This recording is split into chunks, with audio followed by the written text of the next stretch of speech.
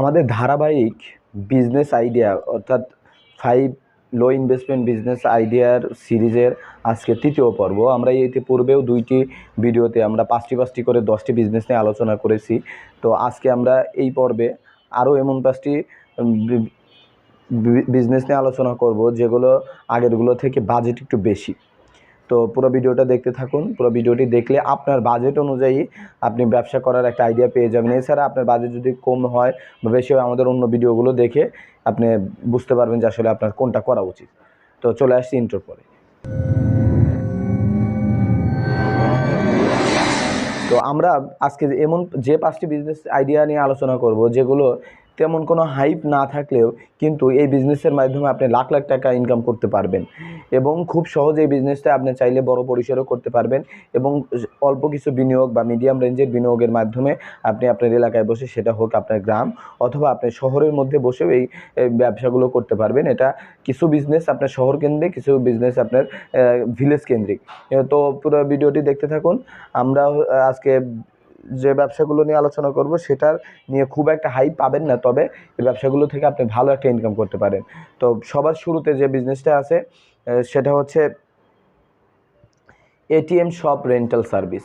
এটা ATM shop বলতে ATM machine রাখার জন্য যে ছোট ছোট দোকানগুলো বা ছোট ছোট ঘরগুলো বরাদ্দ করা হয়, এটা কিন্তু এক একটা মালিক থেকে নেওয়া হয়। যেমন মনে করেন যে সিঁড়ির নিচে যে ঘরগুলো, বিশেষ করে সিটির মধ্যে বা শহর কেন্দ্রে গিয়ে কিছু ছোট ছোট রুমের মধ্যে যে ঘরগুলো পাওয়া যায়, সেগুলো কিন্তু ভাড়া দেওয়া হয় এটিএম সার্ভিস বা এটিএম প্রোভাইডার প্রতিষ্ঠানের কাছে অথবা ব্যাংক প্রতিষ্ঠান বা অর্থনীতি প্রতিষ্ঠানের কাছে। এখন আপনি চাইলে আপনি এমন একটা জনবহুল জায়গা যেখানে লোক সমাগম হয়, সেই একটা জনবহুল স্থান দেখে আপনার ছোট ছোট কয়েকটা ঘর করতে পারেন, যেটা হচ্ছে আপনার এটিএম প্রতিষ্ঠানগুলো বা যেখানে এটিএম মেশিন বসানো যায়, এই ধরনের সাইজ এবং জায়গা ভেদে আপনি ছোট ছোট কয়েকটা ঘর করে আপনি সরাসরি যে ধরনের প্রতিষ্ঠান বা যে ধরনের ব্যাংকের এটিএমগুলো সেখানে নেই তাদের সাথে যোগাযোগ করতে পারেন বা টুলেট বোর্ড লাগিয়ে দিতে পারেন যে টুলেট ফর এটিএম মেশিন বা এই টাইপের কিছু বোর্ড লাগালে ব্যাংক প্রতিষ্ঠানগুলো আপনার সরাসরি আপনার কাছে আসবে। এছাড়া বাংলাদেশের মধ্যে কিছু এটিএম সার্ভিস প্রোভাইডার আছে যারা এই ধরনের ব্যাংকদেরকে বা ব্যাংক প্রতিষ্ঠান বা অর্থনৈতিক প্রতিষ্ঠানদেরকে খুঁজে খুঁজে জায়গা এবং ওই রকম সুইটেবল প্লেস বের করে দেয় যেন তারা সরাসরি গিয়ে সেখানে এটিএম স্থাপন করতে পারে। তো এই ধরনের সার্ভিস প্রোভাইডারদের সাথে সরাসরি যোগাযোগ করে আপনি সেখানে ভাড়া দিতে পারবেন। অথবা আপনি যদি সরাসরি একটা এটিএম সার্ভিস প্রোভাইডার হতে চান, আপনার এলাকার ওই ধরনের সুইটেবল ঘরগুলো খুঁজে বা রুমগুলো স্পেস খুঁজে আপনি সরাসরি প্রতিষ্ঠানের সাথে কথা বলে বা ব্যাংক প্রতিষ্ঠানের কাছে কথা বলে এটিএম সার্ভিসে আপনি সেখানে প্রোভাইড করতে চান, তাহলে কিন্তু আপনি একটা ভালো কমিশন এখান থেকে পেতে পারেন। সুতরাং এটা এক প্রকার শহর কেন্দ্রিক বা গ্রামের মধ্যে যেসব এখন বর্তমানে শহরে ছোঁয়া লেগেছে সেই ধরনের কেন্দ্রিক একটা বিজনেস। তো এটা আপনি সরাসরি করতে পারেন।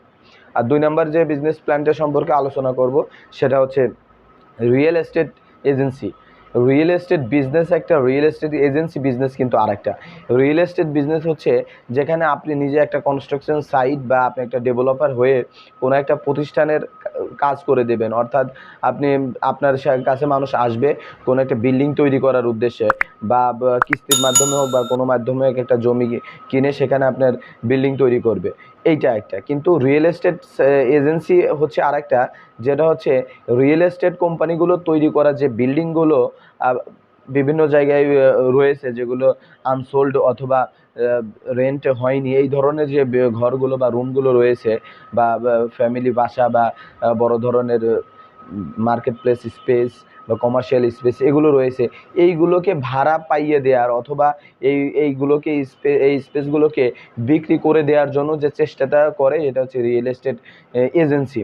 এক্ষেত্রে হবে কি, আপনি একটা প্রতিষ্ঠান সম্পর্কে জানেন যে প্রতিষ্ঠানের অনেক স্পেস ভাড়া আছে, কিন্তু সাধারণ মানুষ বা সাধারণ একটা প্রতিষ্ঠান যার দরকার সে কিন্তু জানে না। তখন সে কী করবে, সে হচ্ছে একটা এজেন্সির কাছে যাবে, এজেন্সির কাছে গিয়ে সরাসরি আবার ঘরের ব্যাপারে বলবে যে আমার এরকম একটা স্পেস লাগবে বা আমার একটা ফ্যামিলির জন্য আমার একটা বাসা লাগবে বা আমার অফিসের জন্য একটা অফিস স্পেস লাগবে। তো তারা কী করবে, তারা তাদের পছন্দের যে জায়গাগুলো বা তাদের তাদের রিকোয়ারমেন্ট অনুযায়ী তারা তাদেরকে জায়গা দেখাবে। তো সেটা বিভিন্ন ওয়েবসাইট বা ইউটিউব চ্যানেল বা ফেসবুক পেজের মাধ্যমে ভিডিও ছেড়ে তাদের পাবলিসিটি করতে পারে। আপনার যদি একটা ভালো পরিচিতি থাকে তাহলে কিন্তু আপনি ভালোভাবে এই ব্যবসাটা আপনি এলাকার মধ্যে বা আপনার ঢাকা সিটির মধ্যে বা দেশের যে কোনো প্রান্তে বসে করতে পারেন। তো এটারও একটা প্রায় 2% কমিশন, 2 থেকে 5% কমিশন, অর্থাৎ 10 লাখ টাকার একটা ডিল হলে আপনি প্রায় এখানে 20,000 টাকার একটা প্রফিট পাচ্ছেন। এটা মাসে অন্তত 3-4টা ডিলিংস কমপ্লিট হলেই কিন্তু আপনার এখানে একটা ভালো প্রফিট এসে যাবে। তো এরপরে আমাদের এখানে আপনার ইনভেস্ট লাগবে। তো এরপরে আপনার 3 নাম্বার যে বিজনেসটা সম্পর্কে আলোচনা করব সেটা হচ্ছে রেন্টাল সার্ভিস। রেন্টাল সার্ভিসটা কি?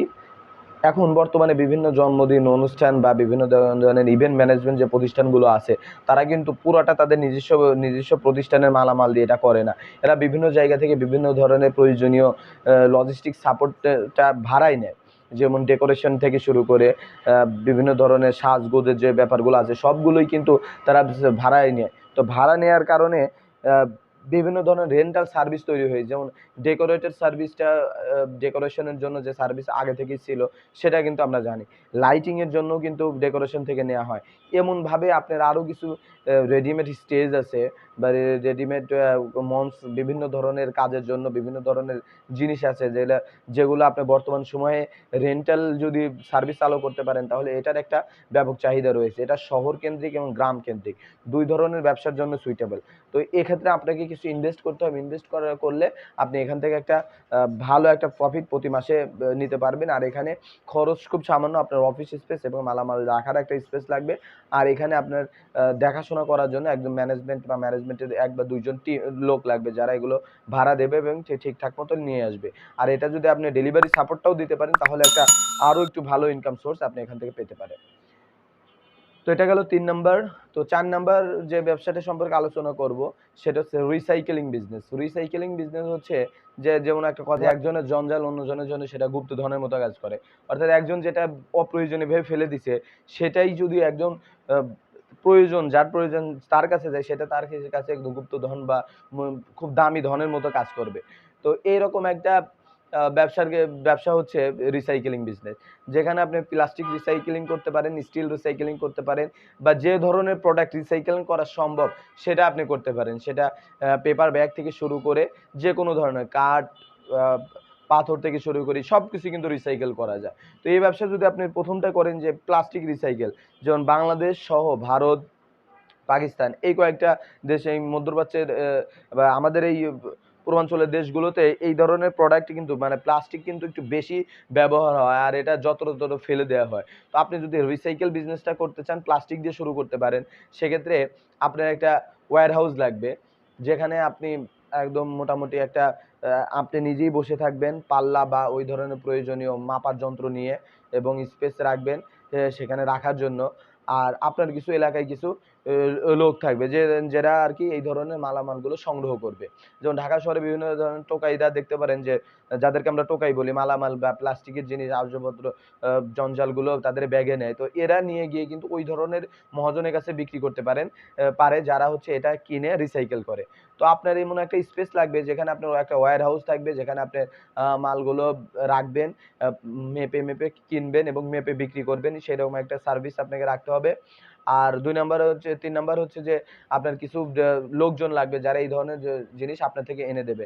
সেটা হতে ফেরিওয়ালা, অনেক ফেরিওয়ালাও কিন্তু প্লাস্টিকের বিনিময়ে বিভিন্ন ধরনের পণ্য বিক্রি করে। তো তাদের থেকে এগুলো এনে আপনার কাছে বিক্রি করবে। তো এটা করতে পারবেন।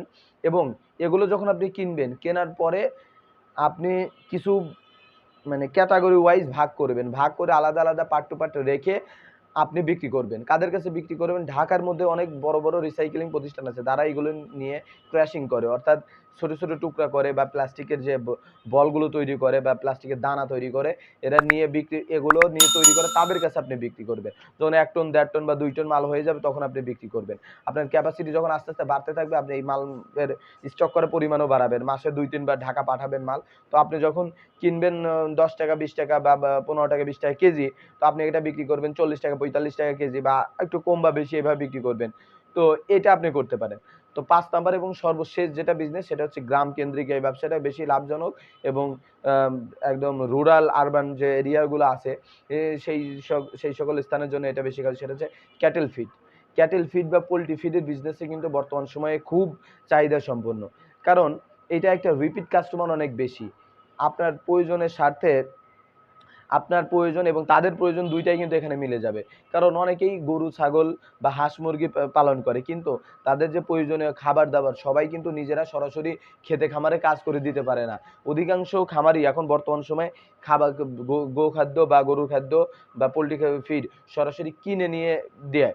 কিনে নিয়ে তাদেরকে খাওয়ায়। তো সেই হিসেবে আপনি চাইলে এই যে একটা বিশাল একটা আ প্রাণীজাত খাদ্যর যে একটা চাহিদা, এটা যদি আপনি পূরণ করার চেষ্টা করতে পারেন, তাহলে এটাও কিন্তু আপনার ইনকামের একটা ভালো সোর্স হতে পারে। সেক্ষেত্রে আপনার এই ফিড বানানোর জন্য অর্থাৎ ক্যাটেল ফিড অথবা পোল্ট্রি ফিড বানানোর জন্য ২ টা মেশিনারিজ লাগবে। যেটা হচ্ছে একটা ক্যাটেলের জন্য বা আ গরু ছাগলের জন্য, আরেকটা হচ্ছে হাঁস মুরগি বা অর্থাৎ পোল্ট্রি ফিডের জন্য। তো ক্যাটেল ফিড বানানোর জন্য ২ টা মেশিন লাগবে। এখানে আপনার একটা ইনভেস্টমেন্ট লাগবে। আপনার একটা শেড লাগবে যেখানে আপনি এই ১ম অবস্থায় যে কাঁচামালগুলো আপনি কিনবেন এই ফিড বানানোর জন্য, কিনে রাখার জন্য এবং আপনার প্যাকেটজাত করার জন্য একটা মেশিন লাগবে। তো এই ৩-৪ টা সেটআপ আপনি যখন কমপ্লিট করবেন, এরপরেই আপনি এই ব্যবসাটা শুরু করতে পারবেন। আর আপনার এই ধরনের কাস্টমার অনেক বেশি কাস্টমার। আপনি হোলসেলেও বিক্রি করতে পারবেন।